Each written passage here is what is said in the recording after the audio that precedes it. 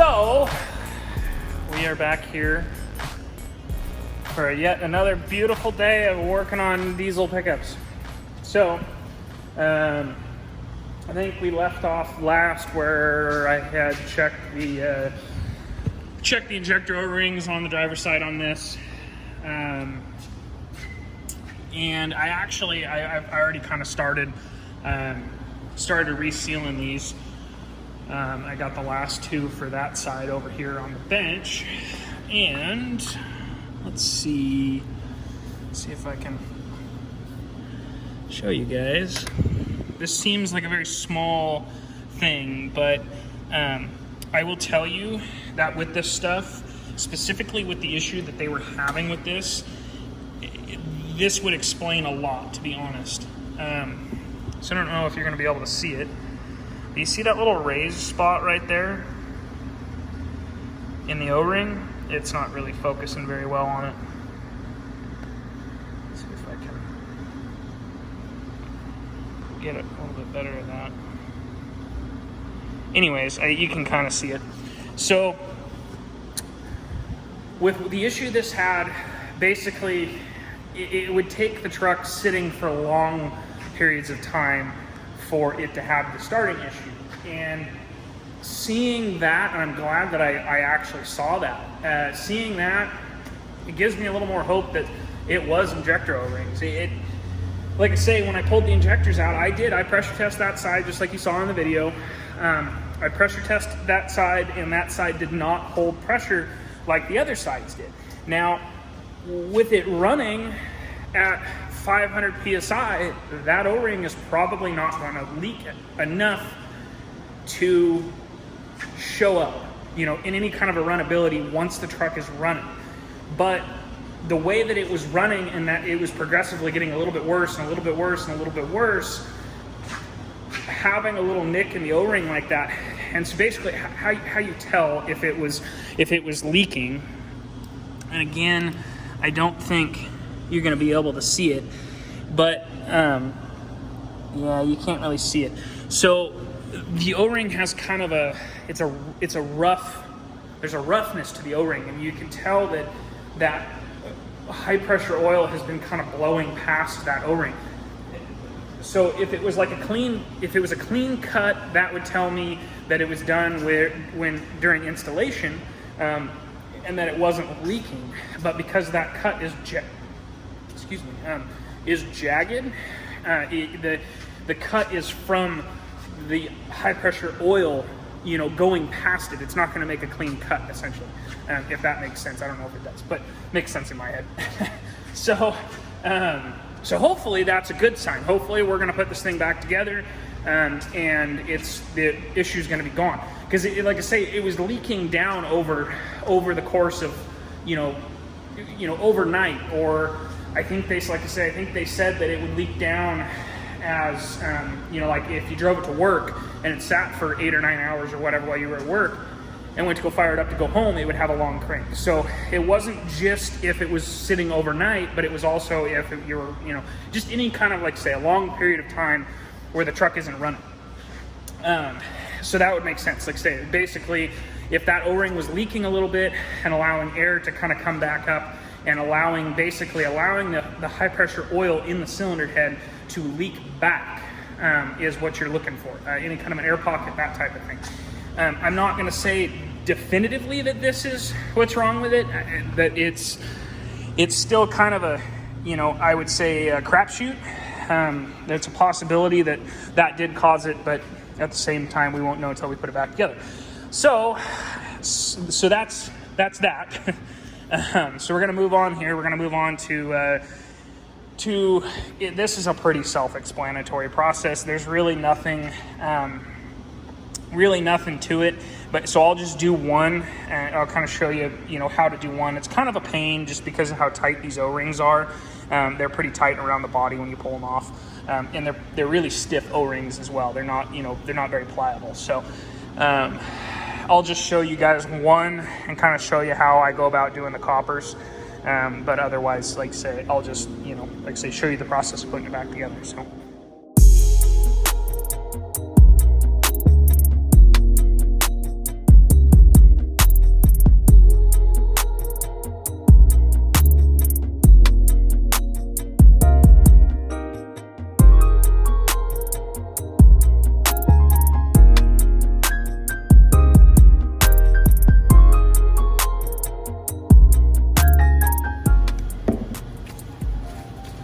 So it's pretty self-explanatory. There's really not a lot to it.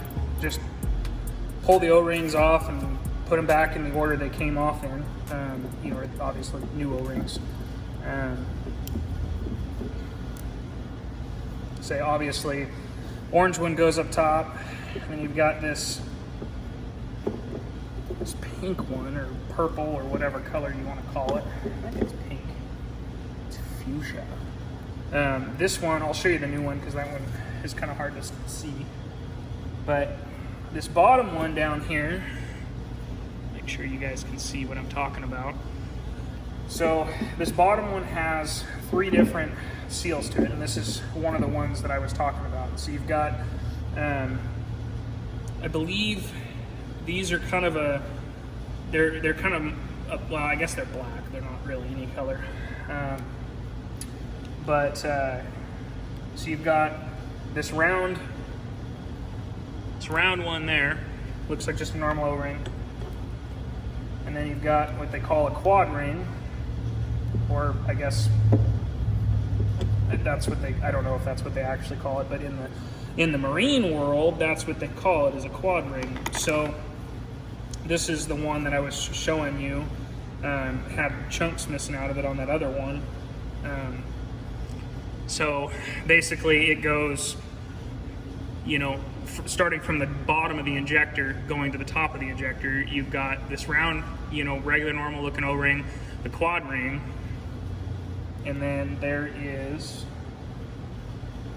and I might have kind of went over this in the last video, and there is this, it's basically kind of more or less looks like a piston ring, and there's just this little ring.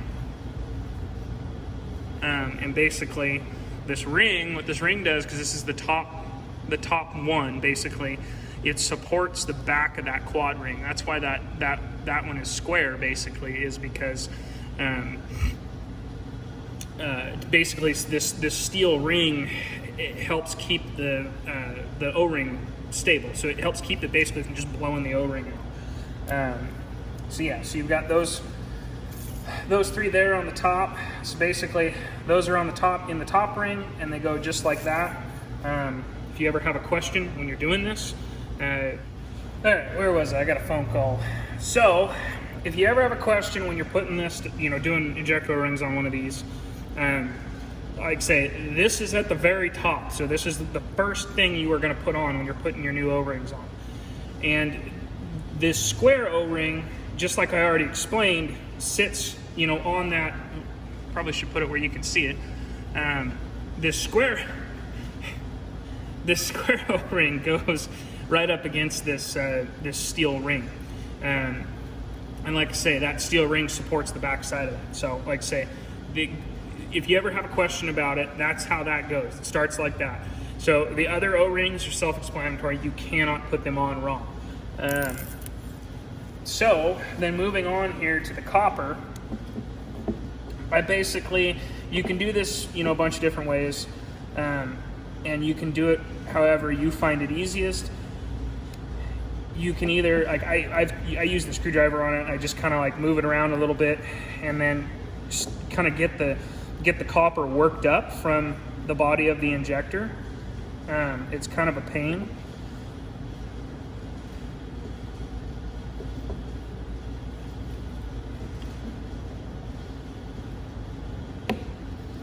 Try not to stab yourself in the process, because, you know, that will happen.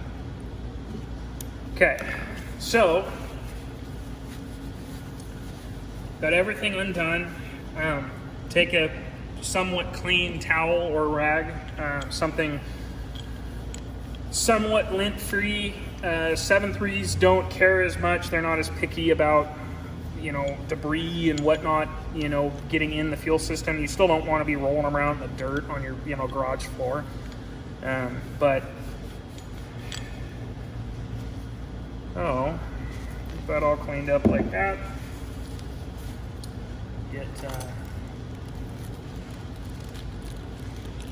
Get some O-rings out here. So again, the little piston ring looking thing is the first thing to go on. You just kind of, you know, try and work it down as gently as you can. That way you don't break it or stretch it out too far or anything like that. The one thing that I will tell you is if you're not careful, you can get this put on there and have it flipped over on one side and twisted. So you need to make sure that that goes on there, you know, square. It needs to be flat, which isn't that hard to do once you get it down there. I usually just take a little flathead screwdriver and kind of run it around, make sure that it's flat with that steel ring. Like I say, you got your black O-ring.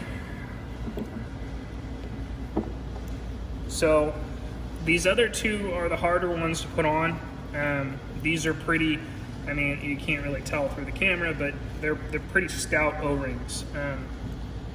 But you don't want to use, at least I don't feel like it's a good idea to use any kind of tools putting the O-rings on, because it's an easy way to nick them. So just get your man fingers out and go to town. So there, we got all those on. So the next thing is the copper.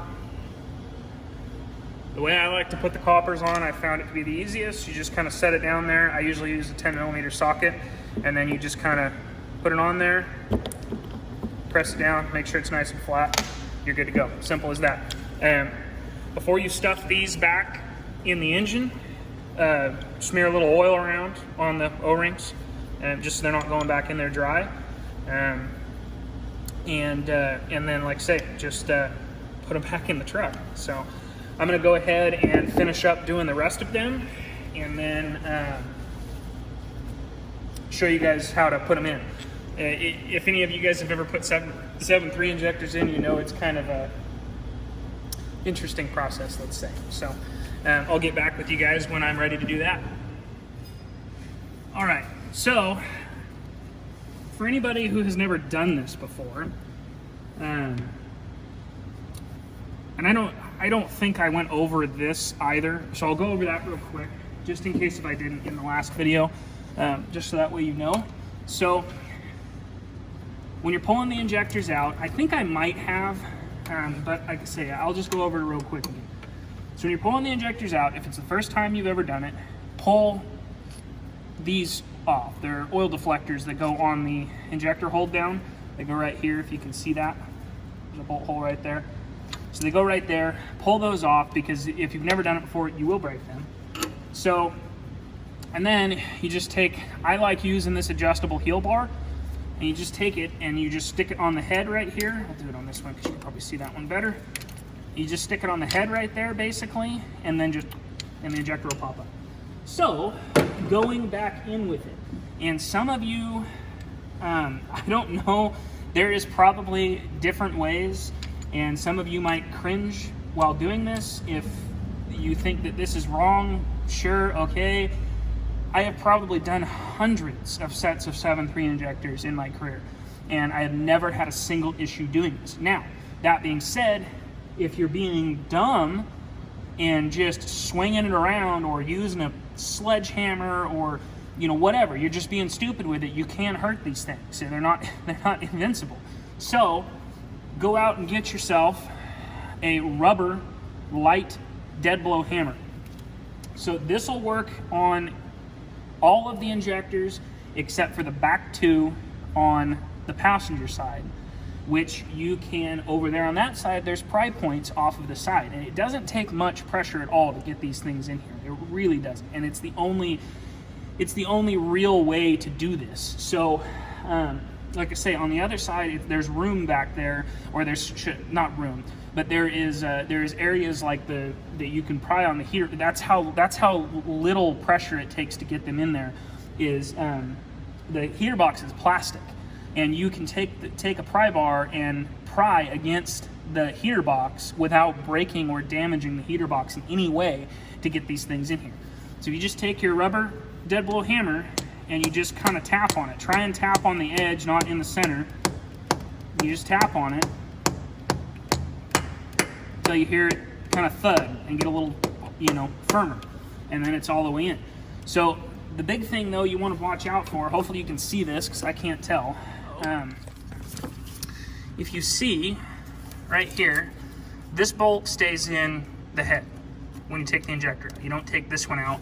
You take this bottom one. Let's see if I can show it to you.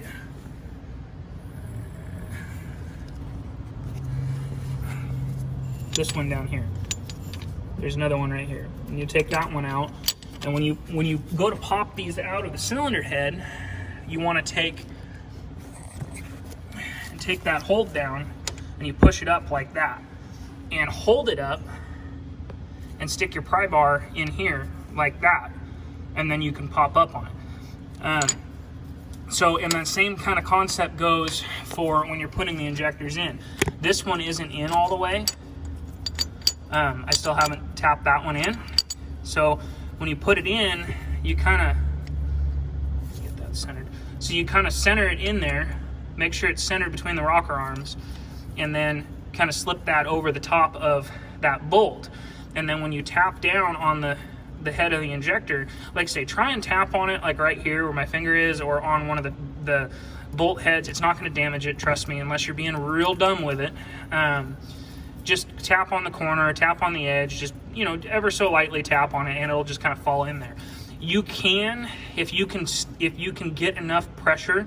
The problem is getting to these ones back here and doing it, and I have done it before with an engine out of the truck, where you just kind of take the palm of your hand and set it on top of the injector and just kind of put downforce on it, and it will pop itself in there.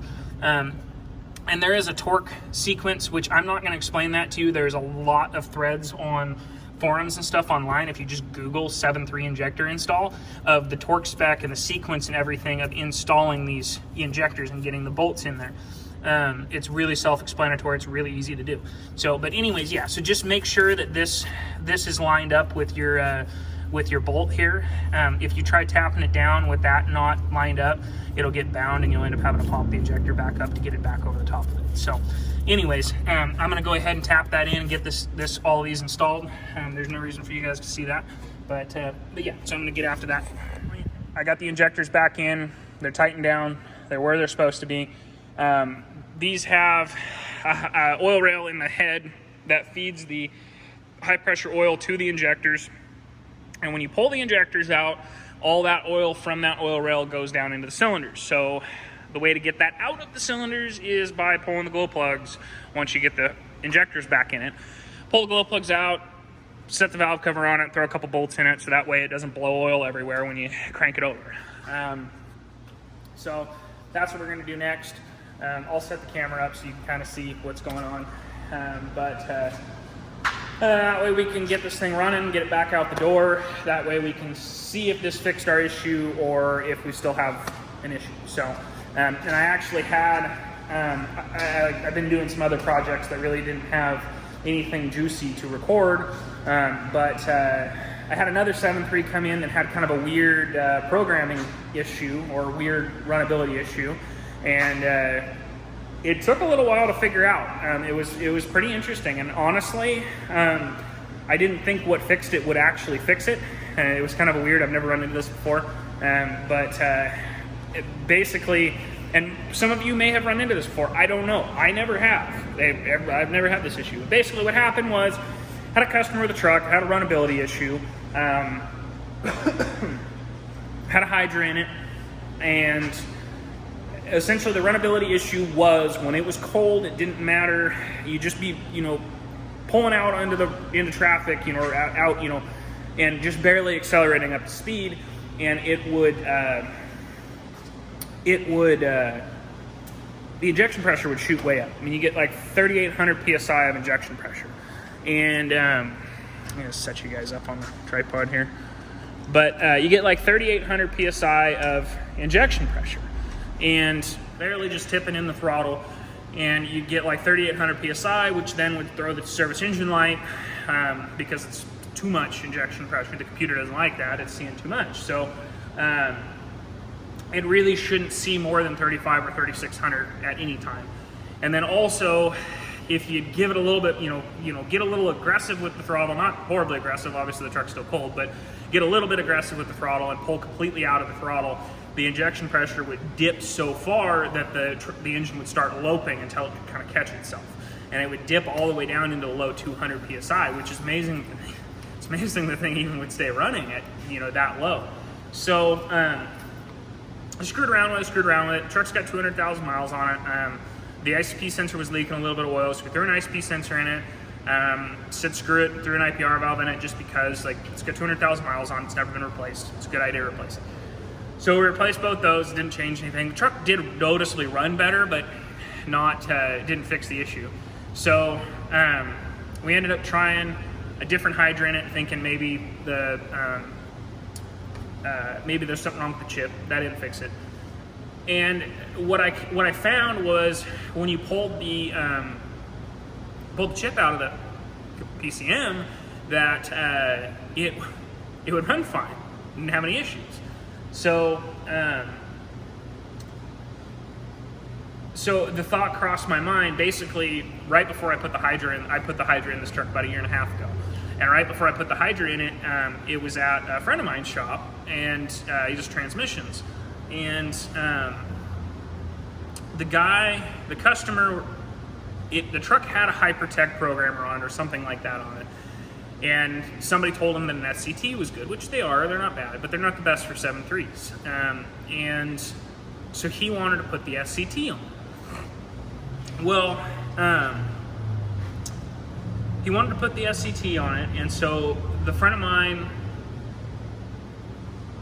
went to go take the Hypertech off. So he pulled the Hypertech off, and it bricked the PCM. So bricking the PCM is it basically wiped the PCM, like it's garbage at that point. You can't do anything with it. There's no information on it. There's no nothing on it. So it needed a new PCM.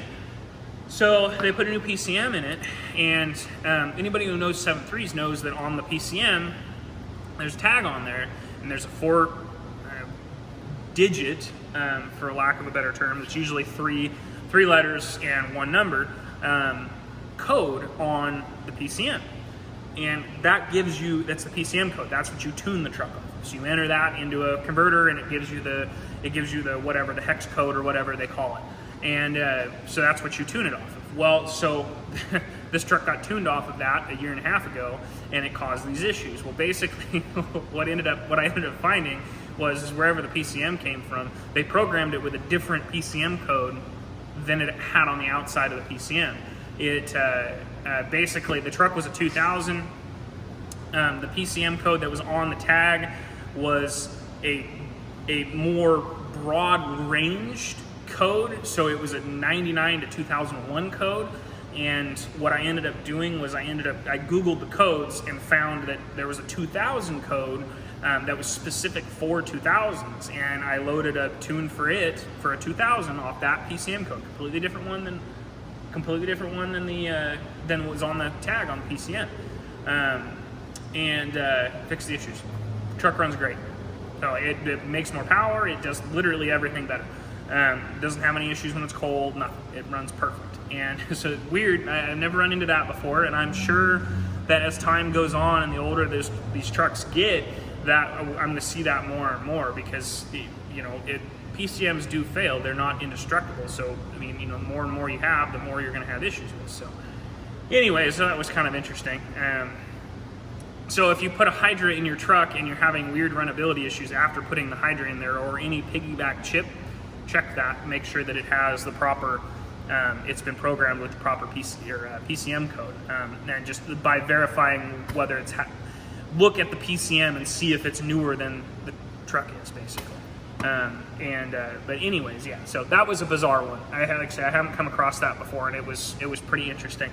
But luckily, we were able to figure it out and got it back to the customer. The customer's really happy. He's going to bring it back for us to do some more stuff to it here not too long. But anyways, guys, well, let's get after doing what we came here to do today.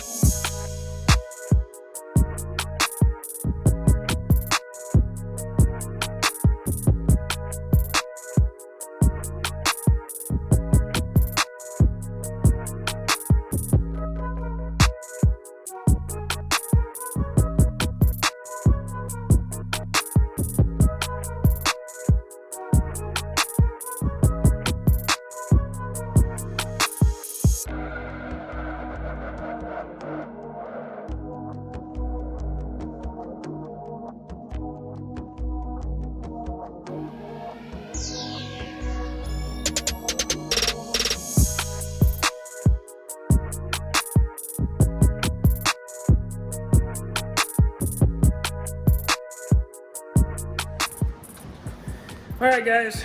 Well, I got busy yesterday when we got that thing done, put back together.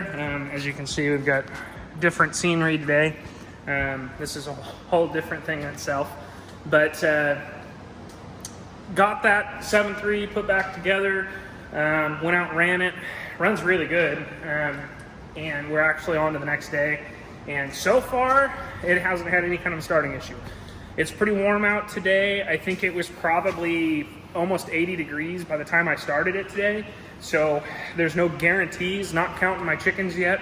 But yeah, so I will, I don't know if there's gonna be, if there's nothing wrong with it at this point, like if it's fixed, there won't be any more videos on it, obviously, but, and so I'll just kind of update you in one of the other later videos when we get to that point. But yeah, so anyways, guys, so, for now, see you on the next one.